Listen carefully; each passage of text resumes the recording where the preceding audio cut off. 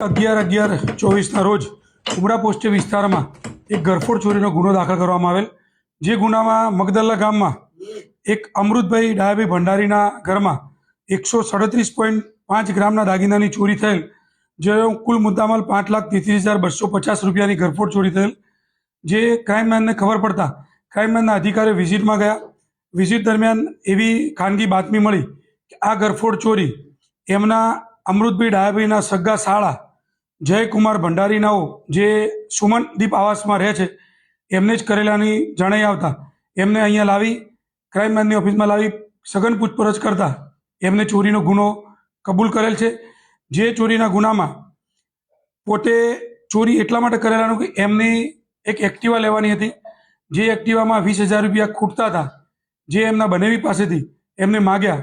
એમના બનેવીએ આ રૂપિયા ન આપતા એમને ખૂબ ખોટું લાગી આવતા અને એ પોતે સાંઈબાબાનું મંદિર છે એમાં પૂજારી તરીકે એમના બનેવી ત્યાં ટ્રસ્ટી પણ છે અને પૂજારી પણ છે. અને આ જે જયભાઈ છે એ પણ ત્યાં 5,000 રૂપિયામાં એમના બનેવી એમને નોકરી લગાવેલા છે, પરંતુ આ 20,000 રૂપિયા ના આપવાના કારણે એમને ખોટું લાગતા એમને આ ગુનાને અંજામ આપ્યો. અહીંયા લાવીને એને પૂછપરછ કરતા મુદ્દામાલ બાબતમાં પૂછતા એમને મુદ્દામાલ એમના સુવંદીસ આવાસમાં બેડરૂમમાં જે અભરાઈ છે અભરાઈના ખૂણામાં કાણું પાડી અને ત્યાં મુદ્દામાલ સંતાડી ઉપર સિમેન્ટથી બંધ કરી દીધેલું હતું. જે ક્રાઇમબ્રાન્ચની ટીમ પહોંચતા એમને જાતે આ મુદ્દામાલ બતાવી અને મુદ્દામાલ રિકવર કરેલ છે. જે મુદ્દામાલ ટોટલ 249.78 ગ્રામ એટલે કુલ્લે 16,22,000 રૂપિયાનો મુદ્દામાલ કબજે કરેલ છે.